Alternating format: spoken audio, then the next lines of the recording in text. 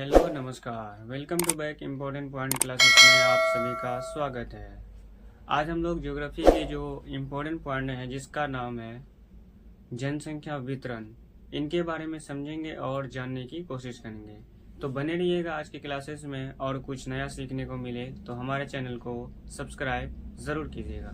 तो चलिए सीखते हैं। अगर तुम लोग नए हो तो सब्सक्राइब करो, वो जो लाल वाला बटन है उसके साथ स्कैम करो या फिर महफिल जमाओ, मुझे नहीं पता, बस क्लिक हो जाना चाहिए। अब मैं भी जा रहा हूं। मुझे आज हम लोग सीखेंगे या जानेंगे कि जनसंख्या वितरण क्या है।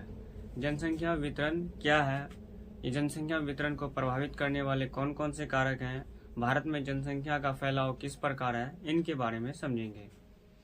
तो पहली बात कि जनसंख्या वितरण का अर्थ बताएं, यानी जनसंख्या वितरण क्या है, इनके बारे में समझाएं।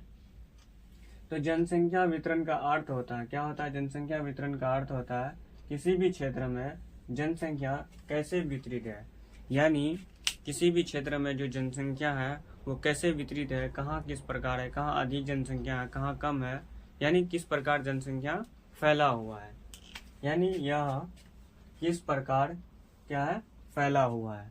यही क्या कहलाता है? जनसंख्या वितरण कहलाता है।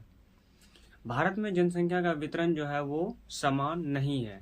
कहने का अर्थ ये हुआ कि भारत में सभी जगहों पर एक तरह का, यानी एक तरह से जनसंख्या वितरित नहीं है, यानी हर जगह पर समान जनसंख्या नहीं है, कहीं अधिक है तो कहीं कम है, यानी किसी क्षेत्र में अधिक जनसंख्या निवास करता है तो किसी क्षेत्र में कम जनसंख्या निवास करता है। तो इनका कारण क्या हो सकता है, जनसंख्या वितरण को कौन कौन से कारण है जो प्रभावित कर रहे हैं, इनके बारे में समझेंगे। तो पहला टॉपिक है, भारत में जनसंख्या वितरण क्या है, समान नहीं है। तो इसके कारण क्या है, यानी कहीं कम है तो कहीं क्या है, अधिक है। अब कहीं कम है कहीं अधिक है, इनका कारण क्या हो सकता है?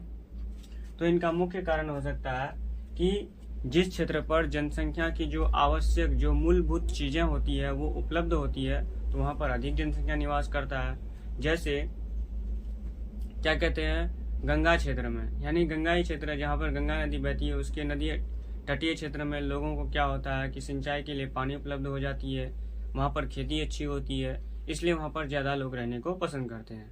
लेकिन इसके विपरीत जैसे हिमालयी क्षेत्र में और क्या कहते हैं मरुस्थलीय क्षेत्र में पानी की किल्लत होती है, तो वहाँ पर कम जनसंख्या रहने को प्राथमिकता देती है।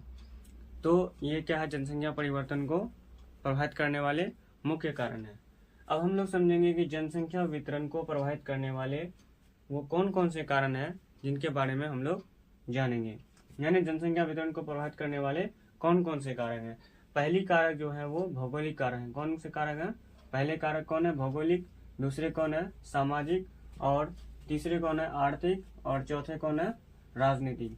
यानी जनसंख्या वितरण को प्रभावित करने वाले 4 महत्वपूर्ण कारण है। कितने? 4। पहला कौन से कारक है? भौतिक कारक। दूसरा कौन है? सामाजिक कारक। तीसरा कौन है? आर्थिक कारक। चौथे कौन है? राजनीतिक कारक। यानी ये 4 महत्वपूर्ण कारक हैं जो जनसंख्या वितरण को प्रभावित करते हैं। भौतिक कारक, जैसे जहाँ पर जल की उपलब्धता अच्छी होगी, जहाँ की भूमि अच्छी होगी, पानी की उपलब्धता अधिक है, तो वहाँ पर क्या होगा, लोग ज़्यादा प्राथमिकता देगा रहने के लिए। लेकिन जहाँ पर ये सब यानी ये सारी मूलभूत चीजें उपलब्ध नहीं होगा, तो वहाँ लोग रहने को प्राथमिकता नहीं देगा। तो ये कौन सी कारक हो जाएगा? भौतिक कारक। दूसरा कारक क्या है? सामाजिक कारक।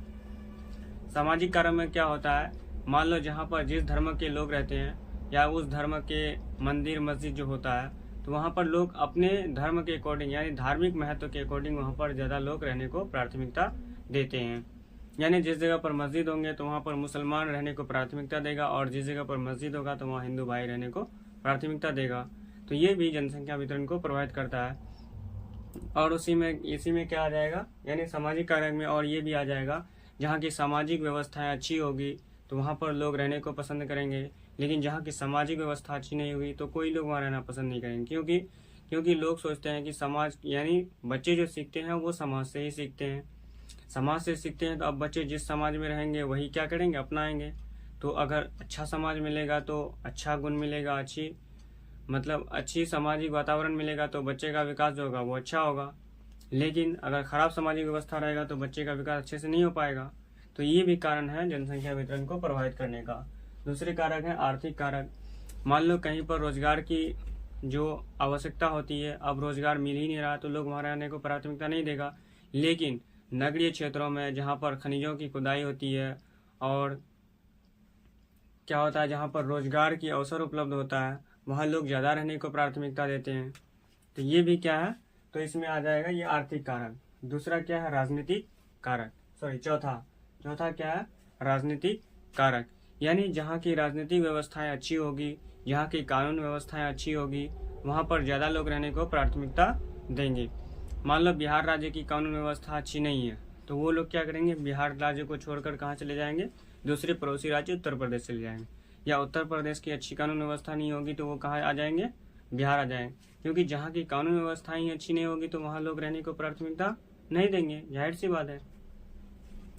अब इसमें क्या है, सबको हम एक एक करके पढ़ेंगे कि कानून व्यवस्था यानी भौतिक कारक में कौन कौन से कारक हैं जो जनसंख्या वितरण को प्रभावित करते हैं।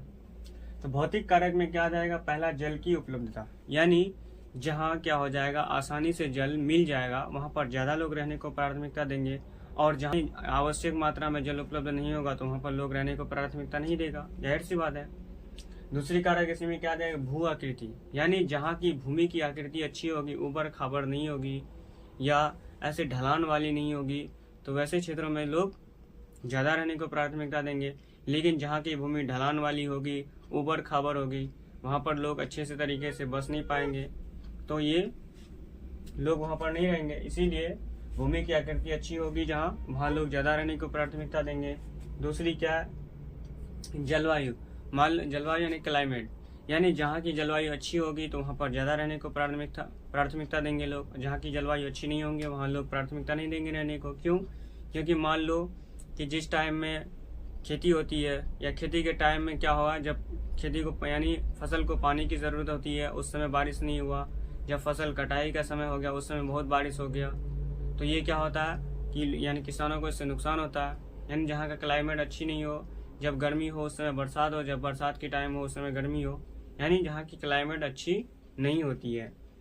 और चौथा कारण है मृदा। यानी जहाँ की मृदा ज़्यादा उपजाऊ होगी वहाँ ज़्यादा लोग रहने को प्राथमिकता देंगे, और जहाँ की भूमि उपजाऊ नहीं होगी वहाँ ज़्यादा लोग रहने को प्राथमिकता नहीं देंगे, जाहिर सी बात है। तो ये क्या था, भौगोलिक कारक में। या पूछ लेगा, ये सब क्वेश्चन जो आएगा 5 नंबर वाला में आएगा, पूछ लेगा जनसंख्या वितरण को प्रभावित करने वाले कारक को बताएं। तो उनमें से पहला क्या है, भौगोलिक कारक। या पूछ लेगा जनसंख्या वितरण को प्रभावित करने वाले भौगोलिक कारक के पॉइंट को लिखें या उसके प्रकार को लिखें। यानी कौन कौन से कारक हैं जो, यानी भौगोलिक कारक के कौन कौन से ऐसे कारक हैं जो जनसंख्या वितरण को प्रभावित करते हैं, इनके बारे में लिखेंगे। दूसरा क्या है, सामाजिक कारक।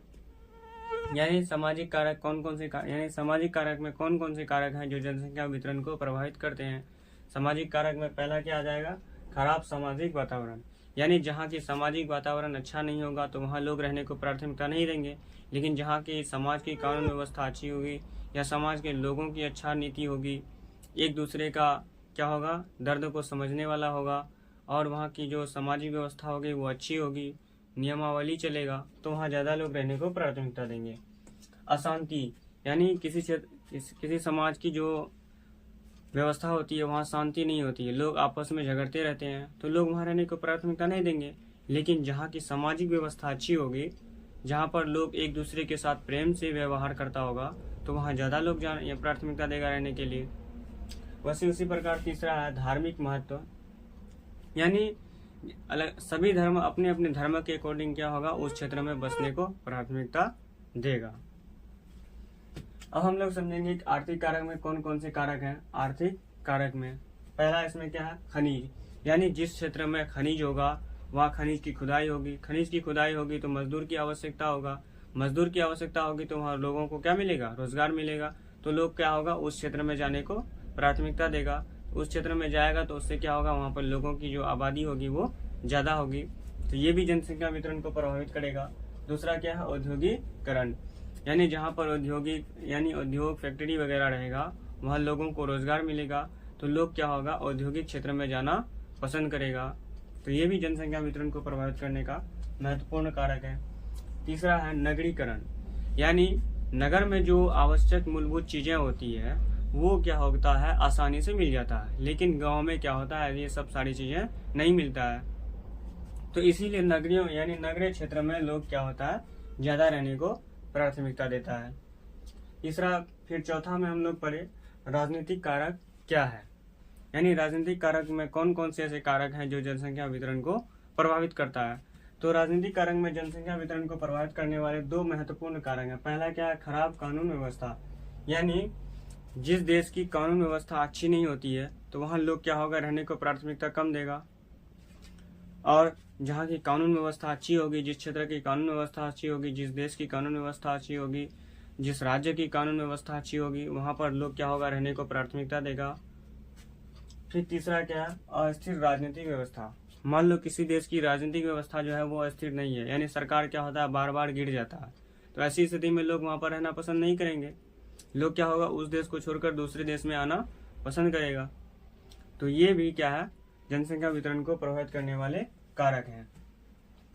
तो हम लोग क्या पढ़े, जनसंख्या वितरण क्या है, जनसंख्या वितरण को कौन कौन से कारक हैं जो प्रभावित करते हैं, फिर उन कारकों के कौन कौन से प्रकार थे उनके बारे में पढ़े।